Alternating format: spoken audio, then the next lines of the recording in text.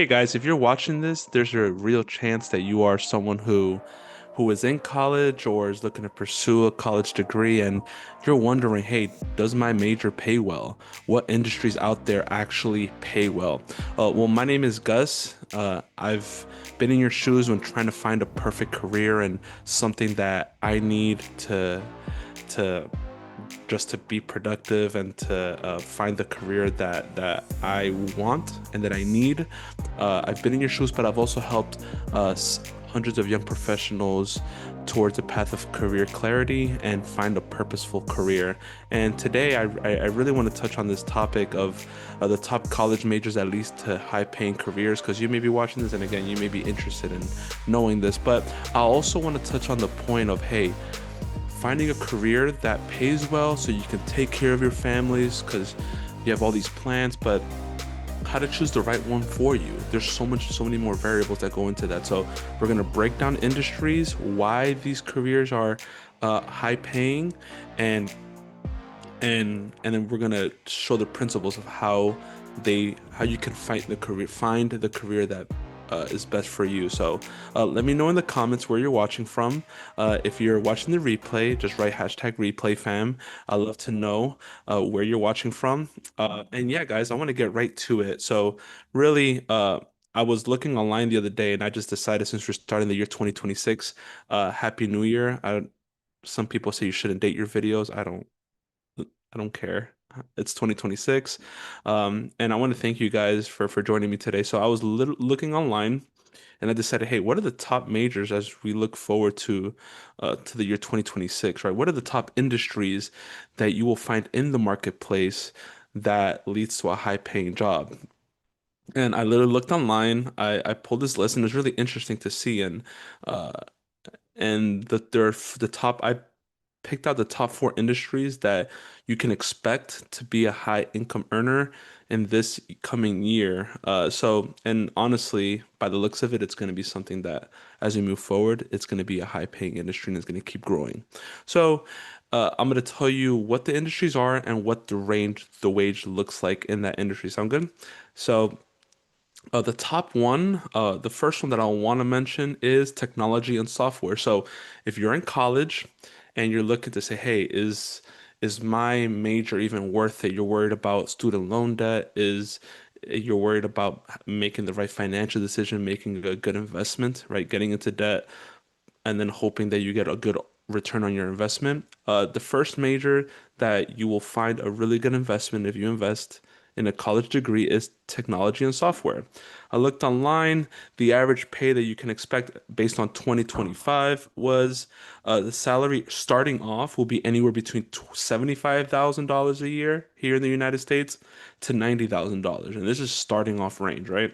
As you progress, you will find that as you get to the middle of your career, you can be making anywhere between $110,000 and $150,000 a year, which is, hey, that's a lot of money, right?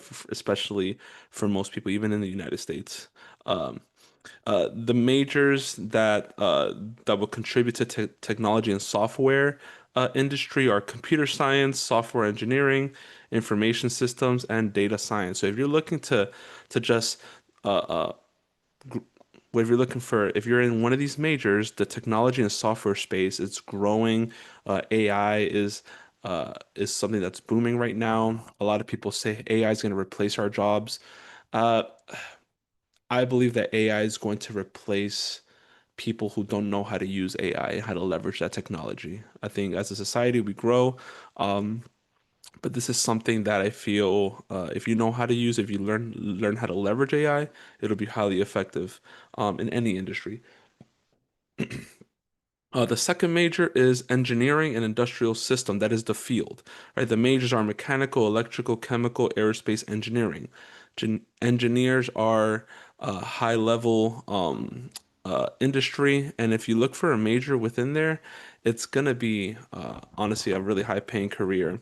Uh, Here we see that the salary starting off is 70,000 to 85,000 starting off, and you can go anywhere upwards of $100,000 a year to 135,000 a year in your mid-career. The third industry that's going to be high paying is finance, business, and analytics. So the majors for this are obviously finance, economics, business analytics, supply chain. These salaries starting off will be anywhere between 60K and 75K starting off. And once you're in your mid-career, get some experience, again, 95,000 to $130,000 a year. And the last one that I have here on this top four list are is the industry's healthcare and clinical professions. So things like nursing, pharmacy, applied health, and pre-med. The starting range for this industry, salary-wise, is 65K to 85K starting off, and you can reach upwards of $90,000 a year to 120. Now, this isn't even considering the fact that there are doctors out there, right, who depending on your area of specialty, you can make anywhere upwards of 200, 300 for, depending on your practice, whether you have your own practice or you work at a hospital, hey, you can go upwards of four or $500,000 a year, right? So, uh, as far as industry goes, according to online, these are the top four fast growing industries. And it makes sense. Why? It makes sense that these industries are growing. And there you have it. You have the top four. So if you're in one of these, you know that you're going to be making a lot of money. But I want to, I want to, since I'm a teacher and I love to look at the principles in between things, I want to show you why these industries pay so much. What are the common denominators? Each one of these are different. Each one of these are different, totally different industries, totally different uh uh areas of our society, industries, and why do they pay well? And there are common factors that you will find in each and every one of these that I want to show you, and you can apply this principle to your industry. Sound good?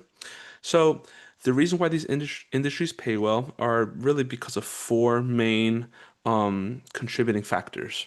Number one is scarcity. So scarcity really talks about that there isn't a lot of something going around. Scarcity means that there's a lack of something going around, and the reality is that in each of these industries, there are less people that can do the work. So the principle of scarcity is so important that if you are not aware of it, you use it every day in your life. Uh, in everything that we do, gold costs a lot of money because there's less gold. If you go pick up a rock from outside of you, you walk out of your house right now, you grab a pebble, that pebble is worth nothing compared to gold just because of scarcity. People will pay more for something that there's less of. Um, in the marketplace, it's the same thing.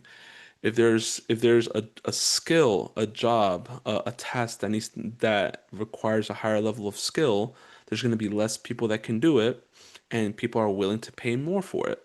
There's less people that can perform brain surgery than there are people that can, right? It's interesting. So scarcity is going to determine whether the value of something, of why these careers pay so much. A nurse can pay more because I'm sorry, a nurse earns more because they have higher level of skills that you can't just pick up on the street. Uh, when I started in my career when I was a teenager working at McDonald's or even in construction, I was a teenager working under the table. I probably shouldn't have admitted it anyway. Um, there was there were things that I did starting off that weren't a highly profitable skill, right? Taking orders at McDonald's, and there's nothing wrong with that. Taking orders at McDonald's or taking orders at Chick-fil-A isn't as high a skill as, even if we keep it in the same industry, um, taking an order is not worth the same as knowing how to run a multi-million dollar business. Now, when I'm working at Chick-fil-A or you're working at McDonald's, you will see two kinds of people there. There is somebody in that restaurant, a general manager, a director with Chick-fil-A who runs an area of the business, who knows how to budget, who has different a different skill level for a task that needs to get done. But taking an order, though there's nothing wrong with it, is a lesser skill that almost anybody can learn how to do, right? When I started taking orders, and okay, cool, it wasn't a high sought after skill, but I developed myself. But scarcity determined my wage. I was getting paid a minimum wage for that. But knowing how to stick a needle in somebody's arm as a nurse, or knowing how to do brain surgery, that's a higher skill which demands higher pay.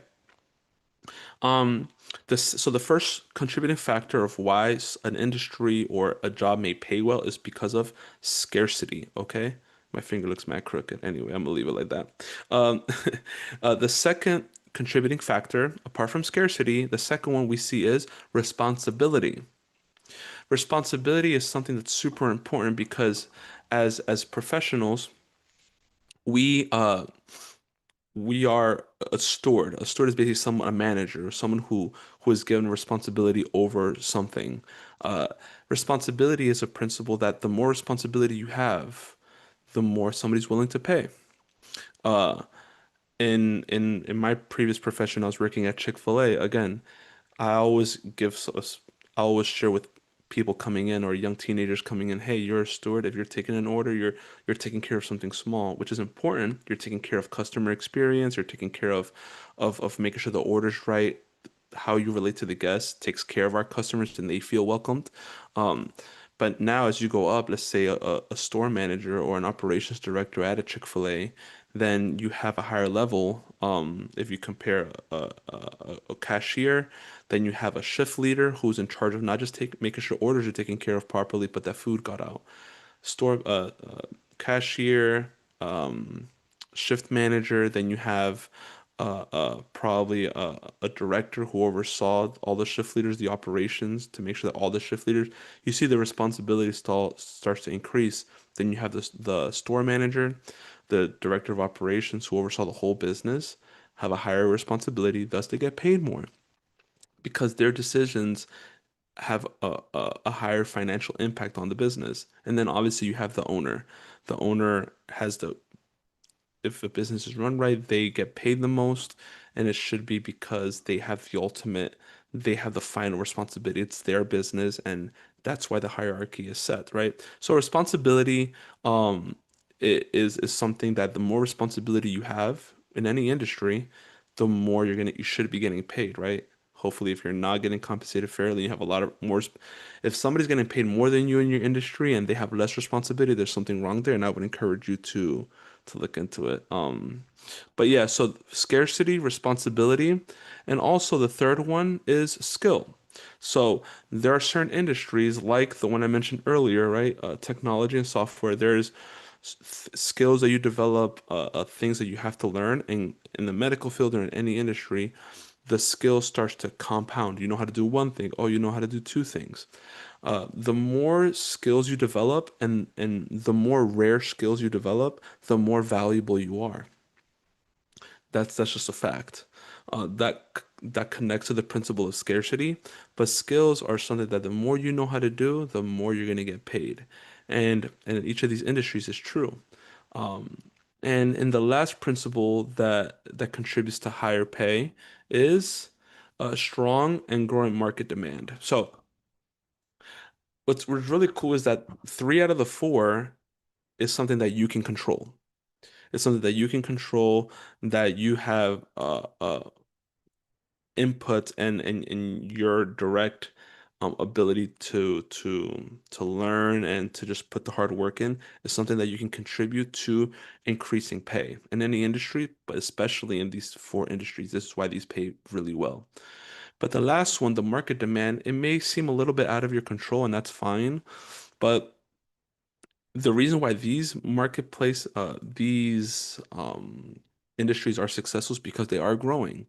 Uh, People need somebody who's good with technology, who's good at software engineering, who's good with software, IT, cybersecurity. I have a friend who went into that industry starting off. He's making a good amount of money. Probably he's at $100,000 a year, depending based on the state that he's in, right? So engineering. These are all markets that are growing, and that's why I said, in based on the numbers of 2025, these are industries that are high paying, and the good news is that they're probably going to keep increasing as the rest of this year goes and as the next few years go. Um, so whether you're in these four majors, you're looking at these majors, uh, I mean, it's pretty safe to say that you're going to make a good amount of money.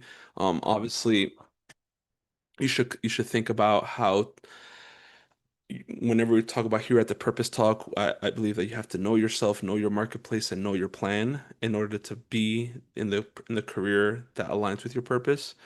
But part of that plan you have to acknowledge, and we'll have more videos on the how this looks like with more detail.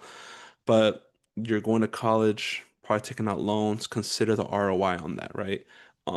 Now, I'll definitely encourage that if you're in one of these fields and you're in a STEM field, uh, it's probably if you're asking me what college degrees are worth more, it's probably one of these or a STEM major. Um, those are worth more because though you get into debt, they're gonna have a hard ROI. Some people get into a ton of debt for an industry that's not high paying, and that's a recipe for disaster. I will encourage you to not do that, but we can talk more about that later. But um, the reality is that you may be watching this and you may say, I don't know about you, but it's cool. Oh, great. Hey, I should just do that. And I'm gonna go into the medical field. I'm gonna go into engineering. Great. Right? And I wish it was that simple. But if you're watching this, there's a really good chance that, hey, you may be in that major, you may be watching this and you say, yeah, I'm gonna make a lot of money, but I'm worried about choosing the wrong career. Now, why is that? I, again, when trying to find a career, I believe that we all, once we're in a place where, hey, surviving is key, right? As human beings, we want to survive. We should want to survive. There is I believe a God placed desire inside of us to pursue purpose, to pursue something greater than just surviving, right? If you place a human being in the jungle, obviously you're going to want to survive. But if you consider, hey, I'm alive, I have the opportunity to pursue a dream or a passion, something that's important to me while making money, then that's the ultimate human fulfillment, right? So, what I would encourage you to do if you're watching this, and you may or may not know, but money is not the end all. Money is not the end all. Now, are there people in these industries that are successful? Yes. There are people that are happy and that are joyful and that love the work that they do. But how can you know if this is for you, that this major, that this industry is for you? It's really simple. I believe that you should, whenever you're choosing the right major, the right career for you, there's a framework where you first have to know yourself again, and then, well, I believe knowing yourself is the most important thing, the most important principle that you should uh, seek to learn and understand. When I talk about knowing yourself here on the Purpose Talk, I'll always mention about knowing your strengths, your values, and your passions. I'll always break it down like this. Your strengths are what you do. If you're looking for overall career fulfillment, you should seek to understand what are your strengths, your natural abilities, your natural wiring, your skills that you've developed so far. What are your passions? What do you care about? You're wired to care about a certain task, to care about a certain outcome, to care about a certain group of people. And then what are your values? Your values are the anchor to career fulfillment. If you were to ask me what are simple terms, is the following. Strengths are what you do to be successful. Passion is where you do it, and your values is how you do it. If you're watching this and you're worried about a career major, you may be worried about one of these three things. Hey, I'm in a major that I'm good at, but I don't feel passionate about it. Okay, then. My recommendation to ultimate career fulfillment so that number one, you can obviously take care of your family, right? The human instinct is to survive, take care of you and your family. I'm a husband, I'm a father. That's my number one responsibility. But if I can lean into my strengths, and that's your strengths is what's going to get you compensated at the highest level you can. Um, Leaning into your natural abilities, leaning into um leaning into your natural wiring, right? How you process information, how you learn. That all this is a good indicator of pointing you in a direction that leads towards career fulfillment. uh, learning what skills you have and developing new skills that complement your natural abilities. People develop skills, but they reject what natural they're naturally good at. I think they can complement each other. You develop skills, that's what you're going to do to be successful. That is the value that you have to offer the world. That is what people need from you to be your strengths are what God has given you to be able to be successful and to serve the needs of people, which is the marketplace. Your passion, strengths are what you do. Your passion is where you do it. If you're watching this and you're worried about you have the strengths piece, but you don't have the passion for this industry, or for you're worried about not being passionate about where you're at or what you're going to be doing, seek to understand, hey, what am I passionate about? Am I passionate about a group of people? Am I passionate about a specific cause? Those two may be correlated. Or, hey, even the trifecta, right? If I'm passionate about a group of people and a cause that serves that group of people, and I can do a task that I'm good at and that I'm passionate about, you have found career fulfillment. That is where the three principles intersect. Your career, your purposeful career, a career that aligns with, that you identify with and that you are good at, because you don't want to suck at your whatever you choose to do, but a career that also you feel that makes you feel alive is found in the middle of those three things. A task that you care about and that you're good at, a group of people that you want to serve, and a cause that serves those group of people. In my case, the reason I started this podcast is because I want to serve at a greater scale, more intentionally, a group of people, which is Gen Z or young professionals, which I've done for over a decade. Started off as unintentional, just I was in proximity and life worked its way to me realizing that, hey, I really enjoy this. So I want to serve Gen Z, young professionals. I want to serve a cause that, hey, they lack career clarity, and I have been in your shoes.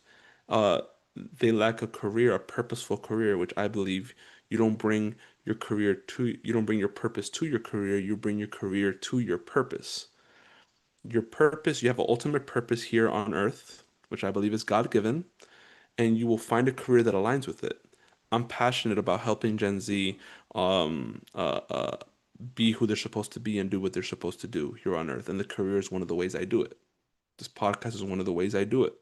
I have found fulfillment. I know that I do this because this is helping people, helping Gen Z find their purpose is my purpose. So then you have a group of people, you have a problem that they need to solve, a cause that they need help with. And now I use my skills that I love doing and that thankfully have a natural ability to do, but that I've also developed the skills around that to be able to serve the people who I'm calling to serve. And that is the principle of how you will find yours. So knowing yourself, strengths, passions, and your values. What is important to you? Professional values. What are you seeking professionally? Do you value autonomy? Do you value flexibility? Do you value financial compensation? What are your professional values? And what are your personal values? That's going to determine how you show up uh, to do whatever you want to do. Think about it as an anchor. Your values are an anchor. And how do you discover your passions and your values? Uh, let me go down the list. How to uncover your strengths. I have videos on this channel that will teach you, hey, these are the principles of how to find your strengths.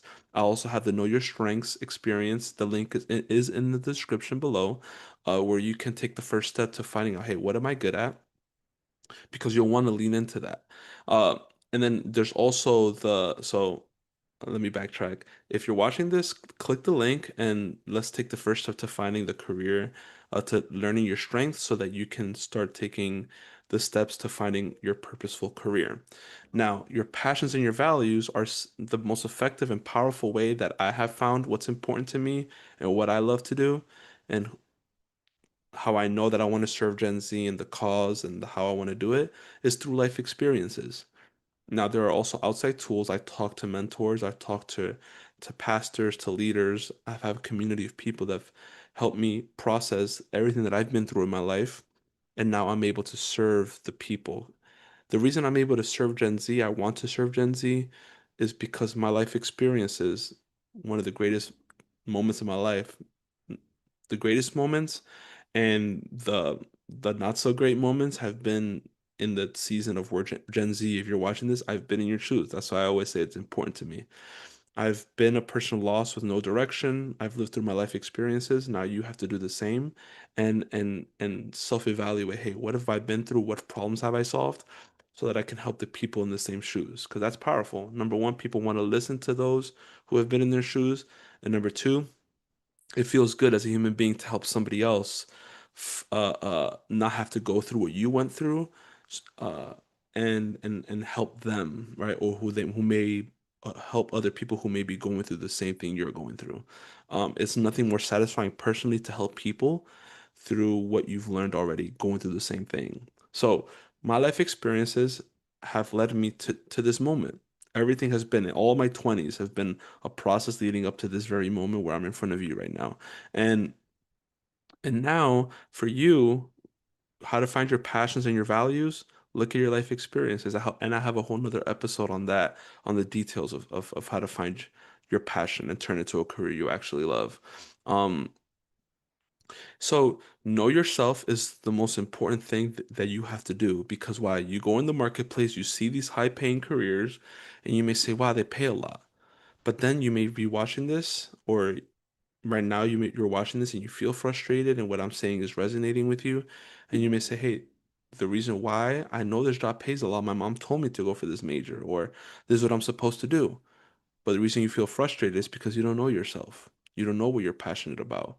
Or maybe you're just ignoring it. And may I encourage you to use your strengths to serve a cause and serve a group of people. And how that looks like in your plan, there's ways to figure it out. The plan won't look pretty. So know yourself, know the marketplace, understand what's out there. If you really care, you can look into, hey, these careers, why are people satisfied in these careers?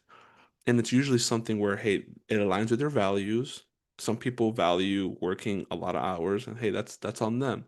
Uh, but you'll have to consider, hey, what are my values? What do these jobs demand? And do they conflict with any of my values? Am I serving a passion something that I truly care about, which is my passion? And am I using my strengths effectively? My natural ability? Am I leaning into my natural wiring?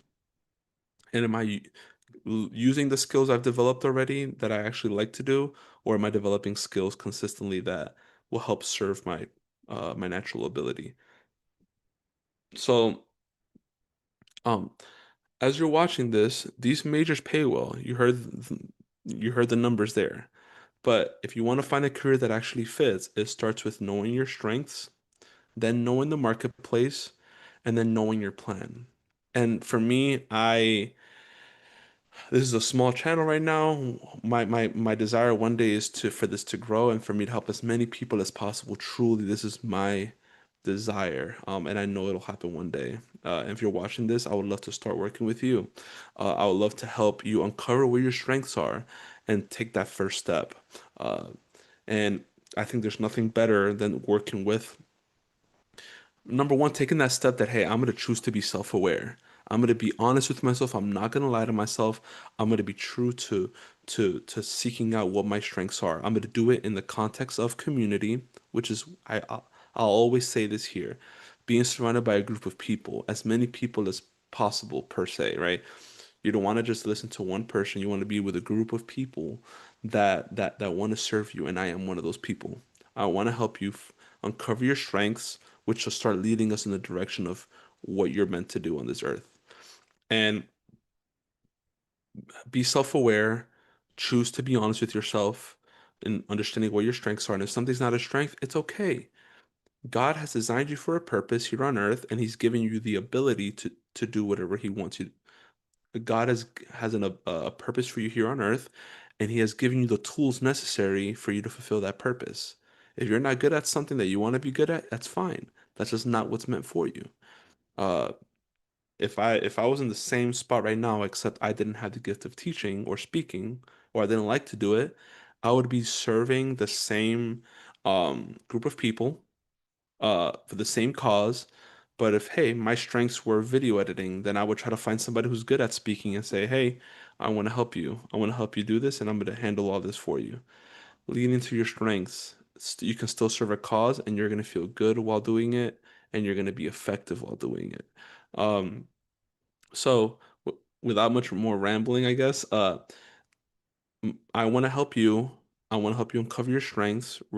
And we can go from there, forming out a plan, knowing what's in the marketplace, and creating a plan so that you can be who you're supposed to be and do what you're supposed to do. Guys, I want to thank you so much for watching this episode. Hopefully, this was something that added value to you. If it did, please uh uh this video, share with people who you think may need it in your life. And please comment what stood out to you and or how I can serve you moving forward. Okay, guys. The Know Your Strengths experience, the link is in the description below so we can take the first step to finding your purposeful career, and I will be seeing you guys there.